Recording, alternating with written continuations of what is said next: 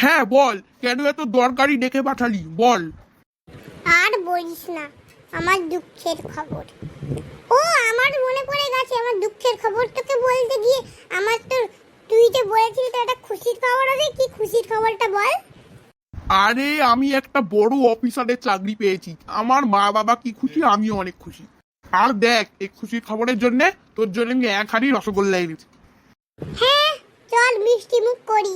খুশির দিনে আজ একটা আমার বন্ধু চাকরি পেয়েছে, মিষ্টি মুখ তো করা দরকারই। চল মিষ্টি মুখ করি। হ্যাঁ হ্যাঁ, বেশ ভালো লাগলো। হাইদা মনে পড়েছে, আমি তো আমার আনন্দের কথা তোকে বললাম, কিন্তু আনন্দের কথার মধ্যে তোর যে একটা কথা বলবি বলেছিলি, সেই কথাটা শুনতেই তো ভুলে গেলাম। বল বল বল। আর বলিস না, থাক। আর এই আনন্দের দিনে এই দুঃখের খবরটা বলতে চাই না। দুঃখের কথা? কি দুঃখের কথা?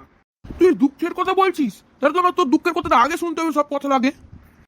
আর কি শুনবি বল দুঃখের কথা। আমি না একটা চাকরি পেয়েছি। ও বাবা, এই তো দুঃখের কথা না, এত খুশির কথা। নে আরো একটা মিষ্টি খা। আরে শোন শোন, শুধু কি মুখে মিষ্টি ঢুকিয়ে দিলে হবে? এতে সুখের চাকরি নয়, এটা সেই দুঃখের চাকরি। দুঃখের চাকরি? কেন, তুই আর্মি ফার্মির চাকরি পেলি নাকি? না, সেও তো দুঃখের কাজ নয়, সেটা নিজের দেশের জন্য প্রাণ দেওয়া, দেশের জন্য কাজ করা। না, ব্যাপারটা কি হলো? আরে না রে, এসব ওসব আর্মি ডাক্তার কিছু চাকরি নয়, এটা হচ্ছে কেরানির চাকরি। ও বাবা, তাতে কি হয়েছে? ও তো ভালো চাকরি রে।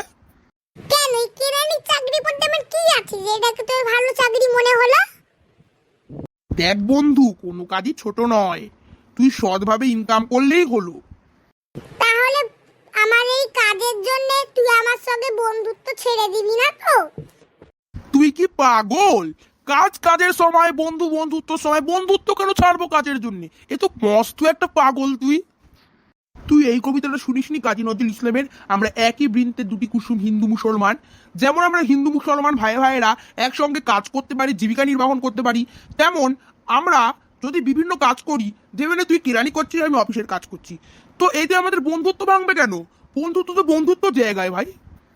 চল, ওসব ভাবিস না। চল, অনেকদিন একসঙ্গে মগলে খাওয়া হয় না, অনেকদিন একসঙ্গে ঘোরাও হয় না। চল একসঙ্গে ঘুরে আসি। চল চল।